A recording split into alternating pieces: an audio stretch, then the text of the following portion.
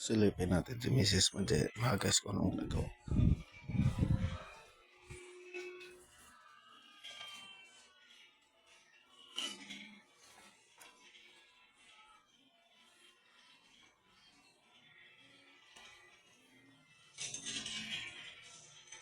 Pumapalakpak ka pa ha. Nanonood mga guys, pumapalakpak pa eh. Ang gulilit naman mga guys. Ano ko yung pinapanood niya no? Silipin natin mga guys.